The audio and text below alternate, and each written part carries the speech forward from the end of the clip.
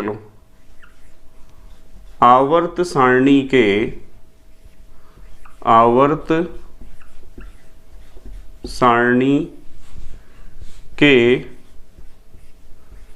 बाएं भाग में, ऐसे लिख सकते हैं ना, बाएं, आवर्त सारणी के बाएं भाग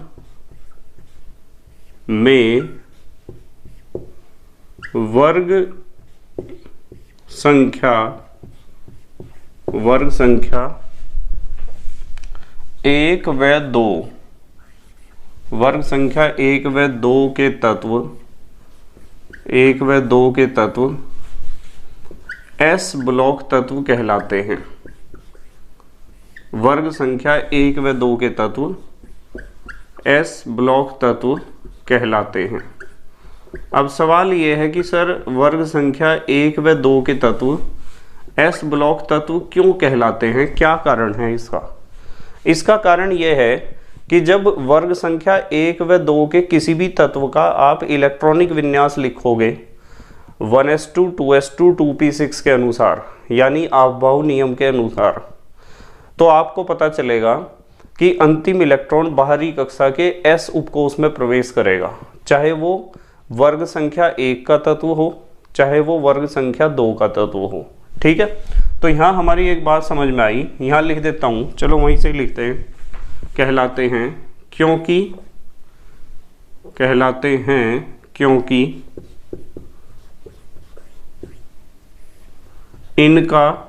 इनका मतलब वर्ग संख्या 1 व 2 के तत्वों का, क्योंकि इनका अंतिम इलेक्ट्रॉन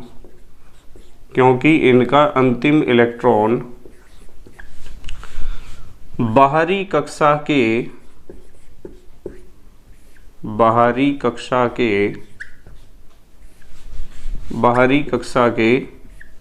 एस उपकोष, इसे आप कह सकते हो NS, N का मतलब होता है बाहरी कक्षा और S तो उपकोष है ही, में प्रवेश करता है, बाहरी कक्षा के S उपकोष में प्रवेश करता है। तो अंतिम इलेक्ट्रॉन का प्रवेश होता है बाहरी कक्षा के S उपकोष में, इसलिए इन तत्वों को हम कहते हैं S ब्लॉक तत्व। ठीक है, जैसे मैं आपको कहूं कि चलो ग्रुप नंबर फर्स्ट की बात करते हैं, ग्रुप नंबर फर्स्ट पहले वर्ग की बात करते हैं, और यहाँ बात करेंगे हम ग्रुप नंबर सेकंड की, यानी दूसरे वर्ग की। तो पहले वर्ग के जितने भी तत्व हैं उन्हें हम कहते हैं क्षार धातु।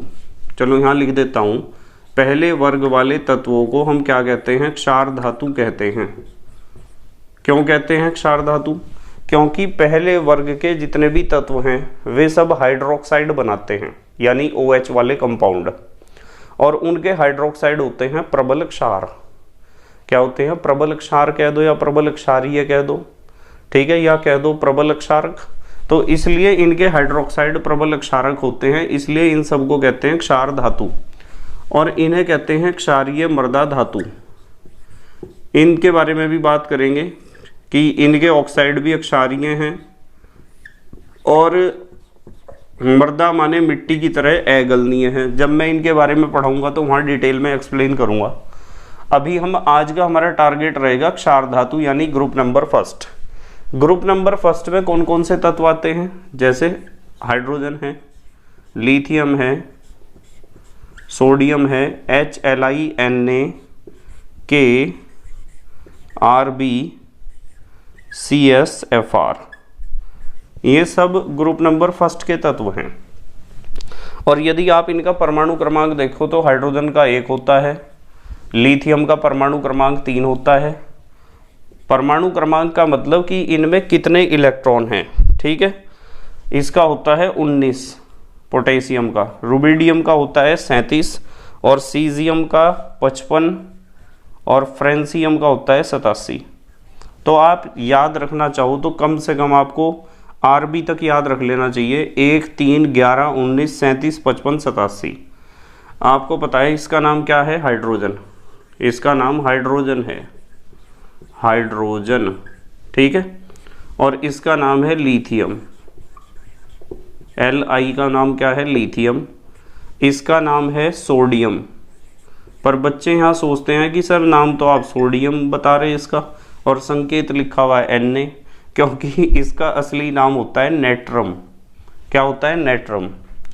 और इसी तरह इसका नाम होता है कैलियम, असली नाम, पर हम इसे कहते हैं पोटेशियम, POTASSIUM।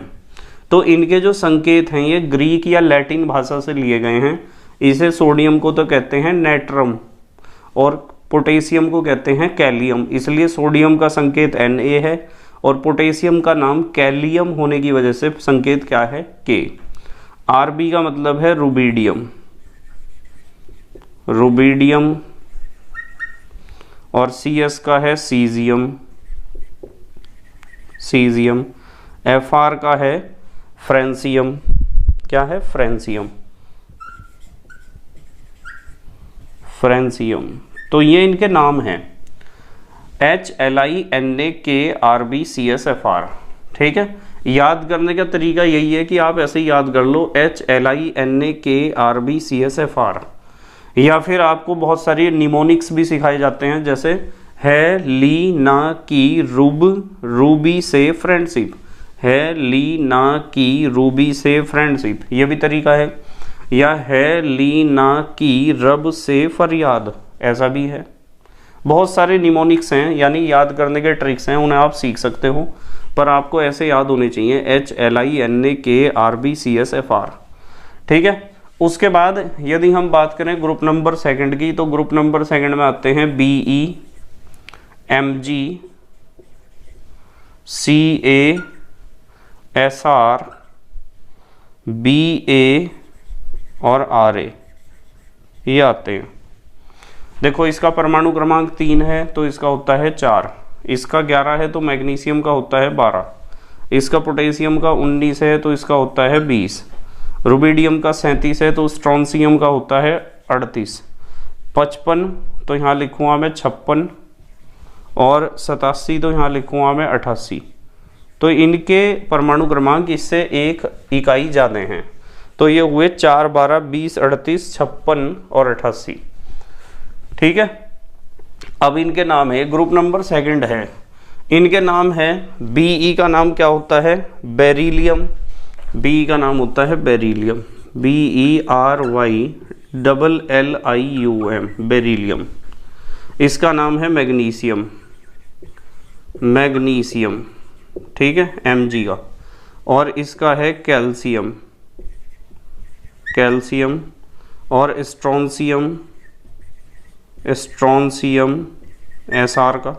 और Ba का बेरियम, बेरियम। और Ra का होता है रेडियम, रेडियम का नाम तो सुना ही होगा आपने। तो ये सभी क्या हैं? हमारे S ब्लॉक के तत्व हैं। क्या हैं? S ब्लॉक तत्व। अब S ब्लॉक तत्व में दो ग्रुप हमें स्टडी करने हैं। एक तो ग्रुप नंबर फर्स्ट जिन्हें हम कहते हैं क्षार धातु, इसमें तो HLINAKRBCSFR का स्टडी करना है हमें। और ग्रुप नंबर सेकंड भी S ब्लॉक तत्व है, इन्हें कहते हैं क्षारीय मृदा धातु, इसमें BE, MG, CA, SR, BA, RA। आज मैं थोड़ा सा इसके बारे में पढ़ाऊंगा आपको, ग्रुप नंबर फर्स्ट क्षार धातु के बारे में। ठीक है, इसका नाम क्षार धातु क्यों है दोबारा फिर बताऊंगा और लिखवाऊंगा भी। जब हम इस ग्रुप के बारे में स्टडी करेंगे, ग्रुप नंबर सेकंड के बारे में, यानी वर्ग संख्या 2 या समूह संख्या 2 के बारे में जब हम स्टडी करेंगे, तो वहाँ मैं बताऊंगा आपको जरूर कि इसका नाम क्षारीय मृदा धातु क्यों है, इन सभी तत्वों का नाम। वैसे मैंने अभी बताया था थोड़ी देर पहले भी, पर जब हम वहाँ पढ़ेंगे तो वहाँ मैं एक्सप्लेन करूँगा इस चीज़ को दोबारा फिर और लिखवाऊँगा भी आपको। ठीक है, तो आज का हमारा फोकस यहाँ रहेगा। और फोकस यहाँ रहने से पहले मैं आपको कुछ बातें और बताना चाहता हूँ। देखो यहाँ मैं लिख रहा हूँ इधर, और आप इस चीज़ को लिख लेना अपनी नोटबुक में, इसके बाद लिख लेना या फिर इसी तरह बॉक्स बना के लिख लेना। आपको एक बात ये पता होनी चाहिए कि जो S ब्लॉक तत्व हैं, S ब्लॉक तत्व हैं, S ब्लॉक तत्व हैं वर्ग संख्या 1 व 2 के तत्व। S ब्लॉक तत्व वे हैं जो आवर्त सारणी में वर्ग संख्या 1 व 2 के तत्व हैं। और P ब्लॉक तत्व कौन से हैं? P ब्लॉक तत्व हैं आवर्त सारणी में ग्रुप नंबर 13 से लेकर 18 तक के 13 से 18 तक के जो तत्व हैं वे सब पी ब्लॉक तत्व हैं। और डी ब्लॉक तत्व कौन से हैं, ये बात मैंने आपको आवर्त सारणी में सिखा रखी है। डी ब्लॉक तत्व हैं वर्ग संख्या 3 से लेके 12 तक के तत्व, ये सब डी ब्लॉक तत्व हैं। और एफ ब्लॉक तत्व कौन से हैं, एफ ब्लॉक तत्व हैं कि वर्ग 3 के, वर्ग संख्या 3 के छठे व 7वें आवर्त से, छठे व 7वें आवर्त से उठाए गए, छठे व 7वें आवर्त से उठाए गए 14 तत्व जिन्हें आप कहते हो लेंथेनाइड्स व एक्टिनाइड्स, वे क्या हैं, एफ ब्लॉक तत्व हैं। एक तो इस बात का ध्यान रखना है, एक चीज़ का ध्यान और रखना है, वो भी बता देता हूँ, यहाँ बता देता हूँ। आपको इस चीज़ का ध्यान रखना है कि यदि एस ब्लॉक तत्वों का कोई इलेक्ट्रॉनिक विन्यास हमारे से पूछता है तो एस ब्लॉक तत्वों का इलेक्ट्रॉनिक विन्यास होता है NS122, यानी बाहरी कक्षा, N का मतलब क्या होता है, बाहरी कक्षा के S उपकोष में 1 या 2 इलेक्ट्रॉन होगा। जैसे इनका इलेक्ट्रॉनिक विन्यास यदि कोई पूछेगा मेरे से ग्रुप नंबर फर्स्ट क्षार धातुओं का, तो मैं कहूँगा इनका इलेक्ट्रॉनिक विन्यास है, यहाँ लिख देता हूँ NS1 है इनका इलेक्ट्रॉनिक विन्यास। और इनका इलेक्ट्रॉनिक विन्यास ग्रुप नंबर सेकंड का, इनका है NS2। तो S में बाहरी कक्षा के, N का मतलब बाहरी कक्षा के S उपकोष में 1 इलेक्ट्रॉन होगा इनके सबके, और NS2 का मतलब बाहरी कक्षा के S उपकोष में 2 इलेक्ट्रॉन होगा इनके सबके। चाहे आप इलेक्ट्रॉनिक विन्यास लिख के देख लेना 1s2 2s2 में, वैसे मैं लिखवाऊंगा अभी थोड़ी देर में आपको। यदि कोई पूछता है पी ब्लॉक तत्वों का इलेक्ट्रॉनिक विन्यास, तो पी ब्लॉक तत्वों में क्या होता है, अंतिम इलेक्ट्रॉन प्रवेश करता है बाहरी कक्षा के पी उपकोष में, और पी में आ सकते हैं 1 से लेके 6 तक के इलेक्ट्रॉन, पता है ना, पी 6 में भर जाता है। और यदि डी का कोई इलेक्ट्रॉनिक विन्यास पूछता है तो आपको बताना चाहिए कि अंतिम इलेक्ट्रॉन का प्रवेश होगा N-1 डी में, 1 से लेके 10 तक इलेक्ट्रॉन इसमें आ सकते हैं डी में। और यदि कोई एफ के बारे में पूछता है तो आपको बताना है अंतिम इलेक्ट्रॉन का प्रवेश होगा थर्ड लास्ट कक्षा, N-1 तो होती है सेकंड लास्ट कक्षा, N-2 होती है थर्ड लास्ट कक्षा, थर्ड लास्ट कक्षा के F उपकोष में प्रवेश होता है और इसमें आ सकते हैं 1 से 14 तक के इलेक्ट्रॉन। तो ये चीज़ ध्यान रखनी है। हालांकि इस चीज़ को मैंने पढ़ा रखा है आपको, फिर भी एक बार बता दिया, बॉक्स में या ब्लॉक में लिख लेना इस तरीके से, इस बात को भी, इस बात को भी। अच्छा, अब जल्दी से पोज करके लिखो, फिर हम क्षार धातुओं के बारे में बात करते हैं। लिख लिया बेटे, ठीक है। तो आपको ध्यान रखना है इस चीज़ का कि जो हमारी दीर्घाकार आवर्त सारणी है, वो दीर्घाकार आवर्त सारणी जिसे आप कहते हो बोहर की आवर्त सारणी, ठीक है, उस आवर्त सारणी का आधार है इलेक्ट्रॉनिक विन्यास। वो आवर्त सारणी इलेक्ट्रॉनिक विन्यास के आधार पर ही बनाई गई है। और किसके इलेक्ट्रॉनिक विन्यास के आधार पर, आप बहु इलेक्ट्रॉनिक विन्यास, जो आप बहु नियम से हम लिखते हैं 1s2 2s2। तो दीर्घाकार आवर्त सारणी बनी ही है उसके आधार पर, और जब उसके आधार पर बनी है तो दीर्घाकार आवर्त सारणी में जितने भी तत्व हैं उन्हें 4 ब्लॉक में डिवाइड किया है, S ब्लॉक तत्व, P ब्लॉक तत्व, D ब्लॉक तत्व और F ब्लॉक तत्व। तो हमारा ये जो यूनिट है वो S ब्लॉक तत्वों से संबंधित है।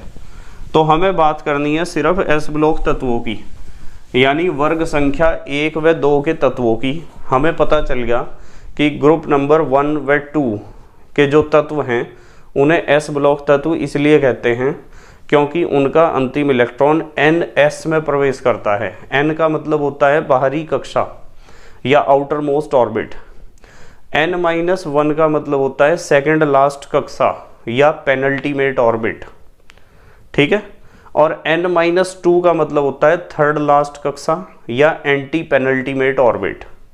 इस चीज़ का ध्यान रखना, N का, N-1 का और N-2 का। N की ज़रूरत पड़ती है S ब्लॉक और P ब्लॉक तत्वों में, N-1 की ज़रूरत पड़ती है D ब्लॉक तत्वों में, और N-2 की ज़रूरत पड़ती है F ब्लॉक तत्वों में, ठीक है, तो आवर्त सारणी के बारे में इतनी जानकारी होना बहुत ज़रूरी है। इस चीज़ का ध्यान रखना कि में 4 ब्लॉक SPDF कहाँ कहाँ हैं, मैंने आपको बता दिया और आवर्त सारणी में भी पढ़ाए थे। अब देखो, अब हमें स्टार्ट करना है क्षार धातु के बारे में। तो आप एक हेडिंग लिख लो, हेडिंग लिखो क्षार धातु या क्षार धातुएं, क्षार धातुएं। अच्छा, कुछ बुक्स में लिख रखा है क्षारीय धातुएं, तो क्षारीय धातुएं भी लिख सकते हो आप, क्षार धातु कहो या क्षारीय धातु कहो, ठीक है, एक ही बात है। क्षार कहो या क्षारीय कहो, एक ही बात है, ठीक है। इंग्लिश में कहते हैं एल्कली मेटल्स, ALKALIMETALS,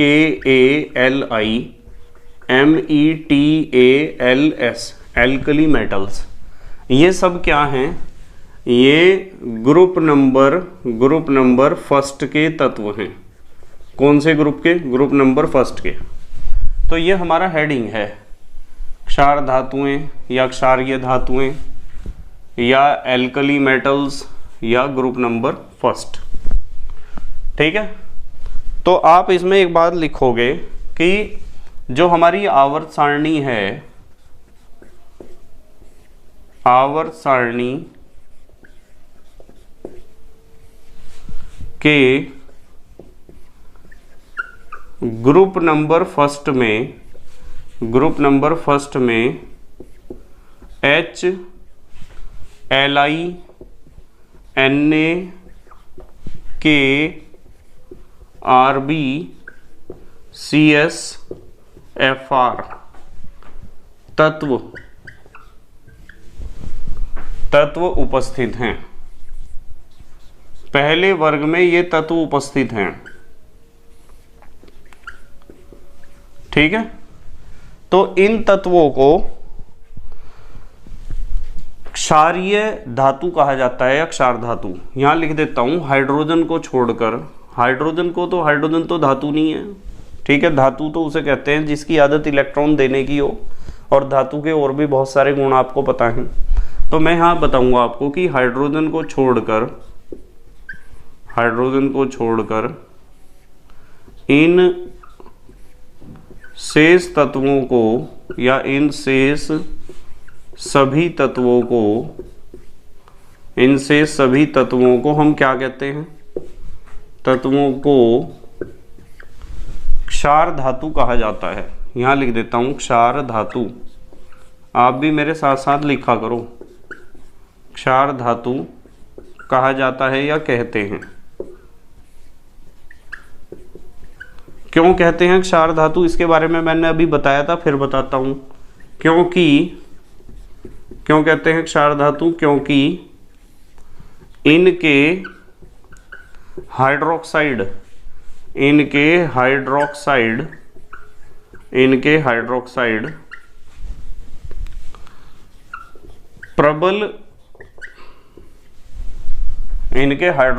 प्रबल क्षार होते हैं या क्षारीय होते हैं या क्षारक होते हैं, कुछ भी लिख सकते हो आप। इनके हाइड्रोक्साइड होते हैं प्रबल क्षार, स्ट्रॉन्ग बेस या स्ट्रॉन्ग एल्कली, ठीक है। तो इनके हाइड्रोक्साइड होते हैं प्रबल क्षार, इसलिए हम इन्हें कहते हैं क्षारीय धातु या क्षार धातु। अब जैसे मैं आपको कहूं कि Na का हाइड्रोक्साइड तो सुना ही होगा आपने, एग्जाम्पल लिख लेते हैं चलो। जैसे Na का हाइड्रोक्साइड क्या है? NaOH। बताओ NaOH प्रबल क्षार है या नहीं है? पता है ना आपको। K का हाइड्रोक्साइड क्या होता है? KOH। इन दो के नाम तो आपने सुना ही होंगे कि ये दोनों क्या है? प्रबल क्षार हैं।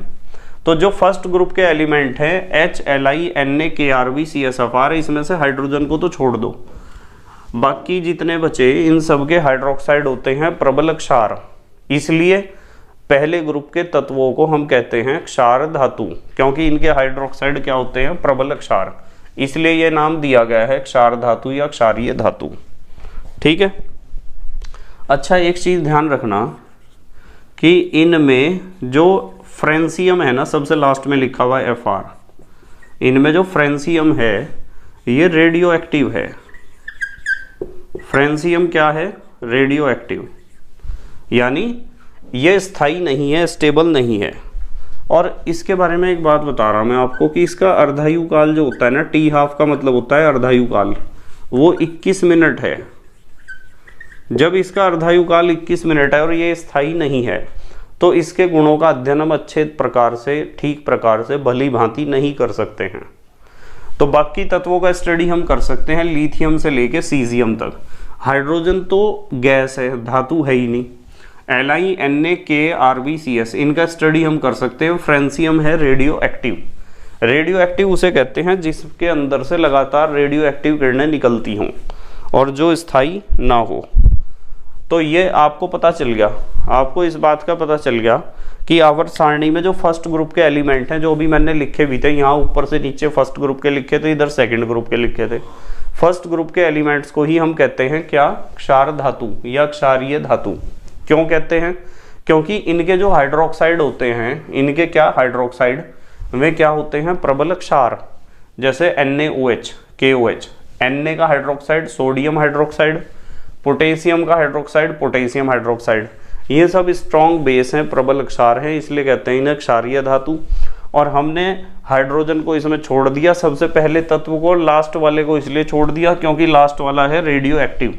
रेडियो एक्टिव का मतलब होता है रे इमिटिंग एक्टिविटी, यानी विशेष प्रकार की किरणें निकालने का गुण।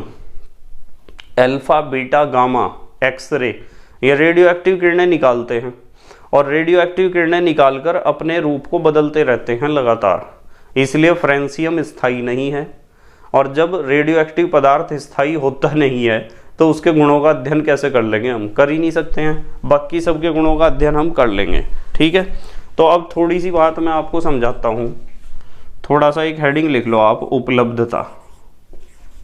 उपलब्धता लिख लो, उपलब्धता। इंग्लिश में कहते हैं अकरेंस, कि ये हैं जो क्षार धातुएं हैं, ये कहाँ पाई जाती हैं। तो मैं आपको बताता हूं कि पृथ्वी पे तो है ही है, कोई दिक्कत नहीं है, पर ये ज़्यादा क्रियाशील हैं, इसलिए संयुक्त अवस्था में ही मिलेंगी, यानी यौगिकों के रूप में। तो यहाँ एक बात लिख लो, अधिक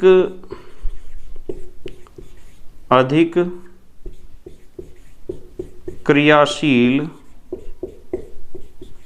अधिक क्रियाशील होने के कारण, अधिक क्रियाशील होने के कारण संयुक्त अवस्था में, संयुक्त माने यौगिक, यानी किसी ना किसी से क्रिया करे हुए ही मिलेंगे ये सब जितने भी हैं। अधिक क्रियाशील होने के कारण संयुक्त अवस्था में पाई जाती हैं। कौन? क्षार धातुएं, ठीक है। जो ज्यादा क्रियाशील होगा वो तो किसी ना किसी से क्रिया करे हुए ही आपको मिलेगा। अच्छा, इसमें जो है ना, इन सब में यही तो लिखे हुए सारे, इनमें आपका सोडियम और पोटेशियम सबसे ज्यादा है हमारी धरती पे। हमारी धरती पर सबसे ज्यादा कौन है? सोडियम पोटेशियम है इन सब में। और सोडियम पोटेशियम हमारे कोर्स में है, तो इसके जो है खनिज आपको पता होने चाहिए। तो मैं यहाँ आपको बताता हूँ कि पहले लिख लेना इस चीज़ को कि सोडियम व पोटेशियम सबसे अधिक मात्रा में, सोडियम व पोटेशियम सबसे अधिक मात्रा में पृथ्वी पर उपस्थित है। अब सबसे अधिक मात्रा का मतलब यह नहीं है कि सारे के सारे तत्वों में 118 तत्वों की बात कर रहा हूं मैं कर रहा हूं केवल क्षार धातुओं की बात। क्षार धातुओं में ब्रैकेट में लिख दिया मैंने कि यदि क्षार धातुओं की बात करोगे तो क्षार धातुओं में सबसे ज़्यादा मात्रा में सोडियम और पोटेशियम धरती पे उपस्थित है। जल्दी से पॉज करके लिखो, फिर बताता हूँ किस किस रूप में उपस्थित है सोडियम और पोटेशियम। पॉज करके लिखो बेटे, लिख लिया? ठीक है।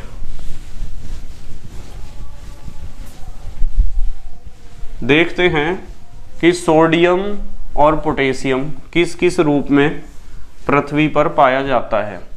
वैसे मैं आपको एक बात बताता हूँ, आपने 10th में भी पढ़ा होगा कि कोई भी तत्व जिस रूप में प्रकृति पर पाया जाता है उस रूप को हम कहते हैं उस तत्व का खनिज।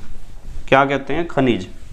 तो खनिज का मतलब होता है कोई तत्व जिस रूप में पृथ्वी पर पाया जाता है या प्रकृति में पाया जाता है उस रूप को हम कहते हैं खनिज। क्या कहते हैं? खनिज। तो हमें खनिज देखने हैं, इनके सोडियम के खनिज देखने हैं और पोटेशियम के। तो हम सबसे पहले देखते हैं सोडियम के खनिज। हेडिंग लिख लो आप, सोडियम के खनिज, कि सोडियम प्रकृति में किस किस रूप में पाया जाता है। सोडियम प्रकृति में किस किस रूप में पाया जाता है। तो सोडियम का एक खनिज है समुद्री नमक। समुद्री नमक। समुद्री नमक को आप साधारण नमक भी कह सकते हो, common salt, table salt, rock salt, eating salt, NaCl।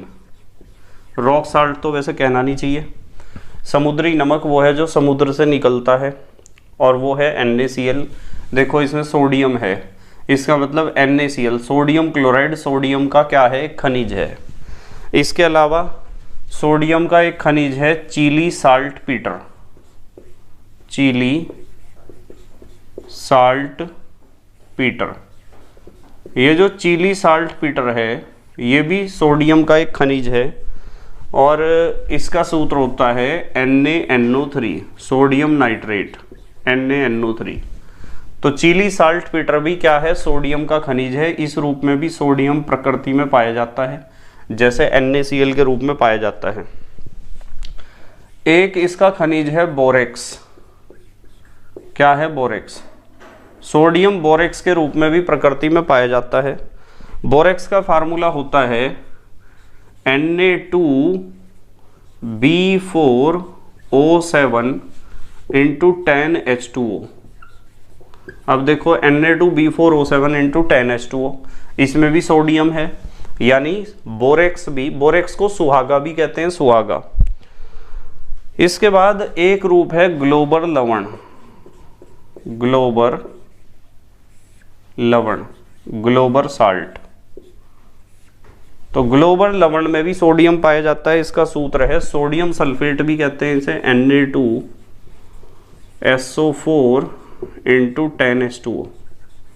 ठीक है, इसका नाम क्या है? इसका नाम है बोरेक्स या सुहागा। इसका नाम है ग्लोबर साल्ट या ग्लोबर लवण। तो ये कितने लिखवाए? 1 2 3 4। ये 4 खनिज हैं किसके? सोडियम के। सोडियम बहुत ज़्यादा क्रियाशील है तो प्रकृति में आपको खाली Na यानी सोडियम अकेला नहीं मिलेगा, वो इस तरीके से ही मिलेगा संयुक्त अवस्था में।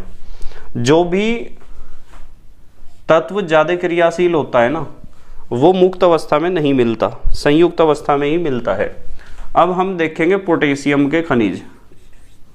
पोटेशियम के खनिज, कि पोटेशियम प्रकृति में या हमारी धरती पर किस किस रूप में पाया जाता है। जिस तरह हमने सोडियम के खनिज देखे हैं इसी तरीके से पोटेशियम के। पोटेशियम का एक खनिज है कार्नेलाइट। कार्नेलाइट।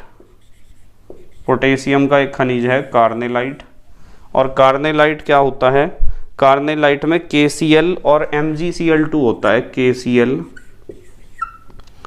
MgCl2। और इसमें जल के अणु भी उपस्थित होते हैं, तो आप लिख सकते हो इसमें जल के अणु होते हैं 6H2O। कार्नेलाइट में पोटेशियम क्लोराइड, मैग्नीशियम क्लोराइड, यानी पोटेशियम तो है ना इसमें, तो पोटेशियम का खनिज है। मैग्नीशियम है तो मैग्नीशियम का भी खनिज है ये। ठीक है। कार्नेलाइट के अलावा एक है सिल्वाइन। सिल्वाइन। सिल्वाइन। अब सिल्वाइन क्या होता है? KCl, potassium chloride. इसमें भी पोटेशियम है, ये भी क्या है? पोटेशियम का खनिज है। एक है भारतीय salt Peter, Indian salt Peter. वो तो था चिली साल्ट पीटर जो ऊपर लिखा था हमने, और ये है भारतीय साल्ट पीटर। इस भारतीय साल्टपीटर के और भी नाम है, इसे खाली साल्टपीटर भी कहा जाता है, साल्टपीटर भी कहा जाता है, केवल साल्टपीटर, ठीक है। और इसके और भी नाम है, जैसे नाइटर भी कहा जाता है, इसे नाइटर, नाइटर भी कहा जाता है। और इसका एक नाम है शोरा, शोरा भी इसे कहा जाता है। तो भारतीय साल्टपीटर कहो या साल्टपीटर कहो या नाइटर कहो या शोरा कहो, यह होता है KNO3, KNO3। अब देखो अंतर देखो, ये था चिली साल्टपीटर NaNO3 और इंडियन साल्टपीटर या साल्टपीटर या नाइटर या शोरा ये KNO3 है, वो NaNO3 था। वो सोडियम का खनिज था, ये पोटेशियम का खनिज है, ठीक है। इसके अलावा इसका एक खनिज और है, स्कोनाइट, स्कोनाइट, इसका एक खनिज है स्कोनाइट। और स्कोनाइट होता है K2SO4, इसमें K2SO4 होता है और MgSO4 होता है, इन दोनों का मिश्रण है। और साथ में हाइड्रेटेड फॉर्म में या क्रिस्टलीय रूप में 6 जल के अणु भी उपस्थित होते हैं। तो ये चीज़ें आपको ध्यान रखनी है। ये किसके हुए, मतलब हमने हेडिंग लिखी थी उपलब्धता या अकरेंस, कि किस रूप में क्षारीय धातुएं या क्षार धातु या एल्कली मेटल्स पृथ्वी पर या प्रकृति में पाए जाते हैं। तो हमने लिखा कि जो क्षार धातुएं हैं वे बहुत ज़्यादा क्रियाशील हैं, और क्रियाशील हैं तो मुक्त अवस्था में तो नहीं मिलेंगी बिल्कुल भी, संयुक्त अवस्था में मिलेंगी, यानी यौगिकों के रूप में। और यौगिकों के रूप में जो पाई जाएंगी उन्हें कहेंगे खनिज। तो सबसे ज़्यादा सोडियम और पोटेशियम है इनमें पृथ्वी पर, तो सोडियम के खनिज आपको याद रखने हैं और पोटेशियम के। जल्दी से पोज करके लिखो, फिर मैं थोड़ी सी बात बताता हूँ इनके इलेक्ट्रॉनिक विन्यास के बारे में। जो फर्स्ट ग्रुप के एलिमेंट्स हैं, लिख लिया बेटे, ठीक है। जो प्रथम वर्ग के तत्व हैं या क्षार धातुएं हैं या एल्कली मेटल्स हैं, इनके इलेक्ट्रॉनिक विन्यास के बारे में बात करेंगे। मैंने आपको बताया था कि इनका इलेक्ट्रॉनिक विन्यास होता है NS1। क्या होता है? NS1, यानी बाहरी कक्षा के S उपकोष में एक इलेक्ट्रॉन पाया जाएगा। बाहरी कक्षा के S उपकोष में एक इलेक्ट्रॉन पाया जाएगा। देखो मैं बताता हूँ आपको। हेडिंग लिखते हैं पहले, एक हेडिंग लिखते हैं इलेक्ट्रॉनिक विन्यास। यहाँ हम बात करेंगे इलेक्ट्रॉनिक विन्यास की, या इंग्लिश में कहते हैं इलेक्ट्रॉनिक कॉन्फ़िगरेशन। तो मैं आपको बताता हूँ कि इनका जो है ना, इनका क्षार धातुओं का, क्षार धातु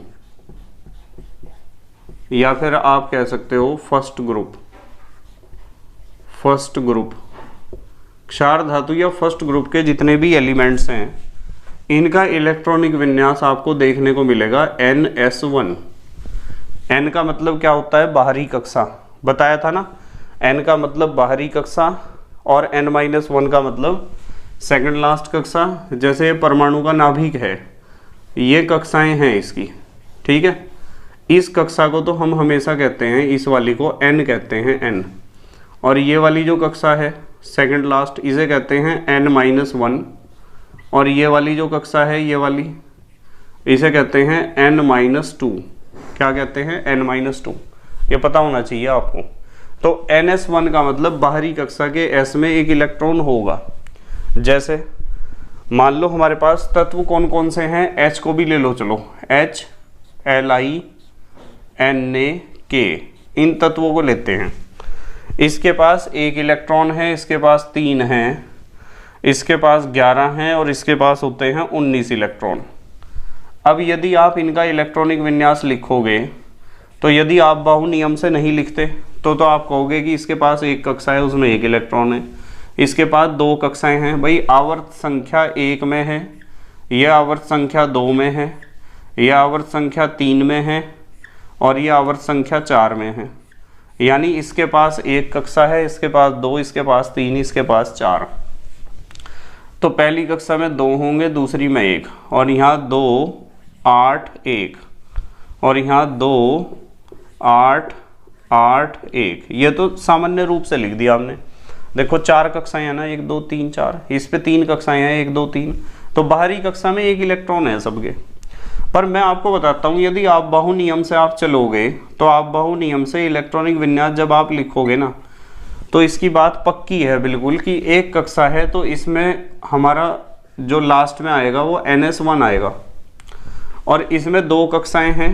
n की जगह क्या लिखूं भाई, n की जगह लिखूं 1, बाहरी कक्षा पहली कक्षा ही है।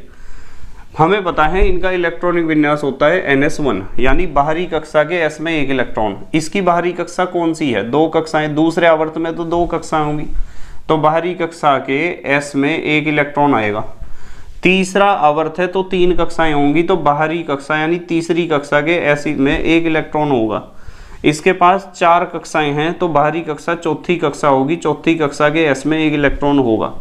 यानी आप लिख कर देख लेना, इसका इलेक्ट्रॉनिक विन्यास 1s1, इसके लास्ट में 2s1, इसके लास्ट में 3s1, इसके लास्ट में 4s1, इससे नीचे जो तत्व है उसमें 5s1 आएगा, फिर 6s1, फिर 7s1, ऐसे ही आएंगे इलेक्ट्रॉनिक विन्यास। चलो ट्राई करते हैं क्या ऐसे ही करें ट्राई। इलेक्ट्रॉनिक विन्यास तो आपको लिखना आता है, आपबाहु नियम याद होगा। आपबाहु नियम क्या था कि यहाँ पहली कक्षा में तो सिर्फ s उपकोष होता है। चलो यहाँ से लिखते हैं, यहाँ से पहली कक्षा में ये जो है ना नोट है, इसे अलग से मतलब लिखने की जरूरत नहीं है, नोट्स में आप लिखना चाहो तो लिख सकते हो। देखो पहली कक्षा में s उपकोष होता है, दूसरी कक्षा में s और p होते हैं, तीसरी कक्षा में s भी होता है, तीसरी में p भी होता है, तीसरी कक्षा में d भी होता है, चौथी कक्षा में s, चौथी कक्षा में p, चौथी कक्षा में d और चौथी कक्षा में f उपकोष भी होता है, पांचवी कक्षा में s, पांचवी कक्षा में p, पांचवी कक्षा में d और पांचवी कक्षा में f उपकोष भी होता है, छठी कक्षा में s, p और d होते हैं, सातवीं कक्षा में s और p ही होते हैं बस। और आपको पता है कि s में ज़्यादा से ज़्यादा कितने इलेक्ट्रॉन आ सकते हैं, 2, और p में ज़्यादा से ज़्यादा कितने इलेक्ट्रॉन आ सकते हैं, 6, और d में ज़्यादा से ज़्यादा कितने इलेक्ट्रॉन आ सकते हैं, 10, और f में ज़्यादा से ज़्यादा कितने इलेक्ट्रॉन आ सकते हैं, 14। फिर आप क्या करते हो, इन्हें इस तरीके से काटते हो, 1 1, 2 2 और फिर 3 3 और फिर 4 और 3, और तीर के निशान लगाते हो आप नीचे की तरफ, ऐसे ऐसे ही तो करते हो। तो हमें कितने इलेक्ट्रॉन भरने, एक इलेक्ट्रॉन तो यहीं भर जाएगा, यहाँ से भरना शुरू करना और यहाँ तक भर सकते हो आप। एक भरना है तो पहला इलेक्ट्रॉन तो 1s1, इसका इलेक्ट्रॉनिक विन्यास तो 1s1 होगा, और वही लिखा हुआ लास्ट में। इसमें कितने हैं, 3 इलेक्ट्रॉन है तो 2 तो यहाँ जाएंगे और 1 यहाँ, 1s2 2s1। पहले तो इसे भरो 1s2 और 2s1, 3 इलेक्ट्रॉन हैं, 2 यहाँ गए और 1 यहाँ गया, यहाँ 1 ही तो जाएगा जब 3 ही है। इसके पास कितने हैं, 11 हैं तो 1s2 2s2, 2 2 4 6 10 और 1 11, 3s1 आएगा लास्ट में। देखो 2, इस तीर को इस तीर को और इस तीर को ही तो पूरा करना है, 2 तो यहाँ गए और 2 4 और 6 10 और 1 11, 1s2 2s2 2p6 और 3s1, 1s2 2s2 2p6 और 3s1। ठीक है, कोमा यहाँ लगा सकते हो या फिर यहाँ से हटा दो, पहली कक्षा और दूसरी कक्षा और फिर तीसरी कक्षा, कोमा यहाँ लगा दिया हमने कक्षाओं के हिसाब से। तो यूँ बताओ 3s1 ही तो बताया था मैंने लास्ट में आएगा, देखो 3s1 बताया था और 3s1 ही आया है। क्या आया है, 3s1। इसी तरीके से इसे देखो 19 इलेक्ट्रॉन भरने हैं, 2 2 4 6 10 और 2 12 6 18 और 1 19, 4s1 आएगा। तो 1s2 2s2 2p6 3s2 3p6 4s1। देखो 2 2 4 6 10 और 2 12 6 18 और 1 19, 4s1। तो यानी इसका इलेक्ट्रॉनिक विन्यास 1s1, इसका क्या होगा 2s1, Na का क्या होगा 3s1, पोटेशियम का क्या होगा 4s1, ठीक है, रुबिडियम का क्या होगा 5s1, सीजियम का क्या होगा 6s1 और फ्रेंसियम का होगा 7s1। समझ में आ रही बात? तो ये जब ही तो मैंने लिखा है, यहाँ क्या लिखा है NS1। तो इलेक्ट्रॉनिक विन्यास में आपको 1 2 3 4 इन 4 को याद रख लेना। बस याद क्या रखना, बस आपको पता होनी चाहिए इनके परमाणु क्रमांक 1 3 11 19। आप ऐसे भी लिख के आ सकते हो इलेक्ट्रॉनिक विन्यास, ऐसे भी लिख के आ सकते हो इलेक्ट्रॉनिक विन्यास, और बाहरी कक्षा का इलेक्ट्रॉनिक विन्यास ऐसे बता सकते हो। आप बाहु नियम से भी लिख सकते हो। ठीक है, अब हमारे देश के प्यारे प्यारे बच्चे जल्दी से पोज करके लिखेंगे। लिख लो बेटे, लिख लिया? ठीक है। तो बेटे मुझे उम्मीद है कि आज का जो हमने यूनिट स्टार्ट किया है इसका स्टार्टिंग आपके समझ में आया होगा। हमने पढ़ा है कि एस ब्लॉक तत्व क्या होते हैं, ग्रुप नंबर फर्स्ट और सेकंड के तत्व। इन्हें एस ब्लॉक तत्व क्यों कहते हैं? क्योंकि इनका अंतिम इलेक्ट्रॉन बाहरी कक्षा के एस उपकोष में प्रवेश करता है NS में। ठीक है। दूसरा, इनमें कितने वर्ग हैं? 2, पहला और दूसरा। पहले वर्ग के तत्वों को कहते हैं क्षार धातु। क्यों कहते हैं? क्योंकि इनके हाइड्रोक्साइड प्रबल क्षार होते हैं। दूसरे वर्ग के तत्वों को कहते हैं क्षारीय मृदा धातु। क्यों कहते हैं? क्योंकि इनके ऑक्साइड क्षारीय होते हैं और मिट्टी की तरह अगलनीय होते हैं। मैं इसके बारे में पढ़ाऊंगा जब सेकंड ग्रुप स्टार्ट करूंगा। आज तो हमने फर्स्ट ग्रुप स्टार्ट किया है क्षार धातु। फिर हमने क्षार धातु का इलेक्ट्रॉनिक विन्यास सीखा और इनकी उपलब्धता के बारे में पढ़ा। कल हम क्षार धातुओं के गुण पढ़ेंगे बहुत सारे, कि क्या क्या खासियत होती हैं इनमें, क्या क्या भौतिक गुण हैं, क्या क्या रासायनिक गुण हैं। ठीक है। तो बस मेहनत और ईमानदारी से पढ़ाई करते रहो और अपने हैंड रिटन नोट्स बनाते रहो। तो thank you very much for watching this video. Okay, bye.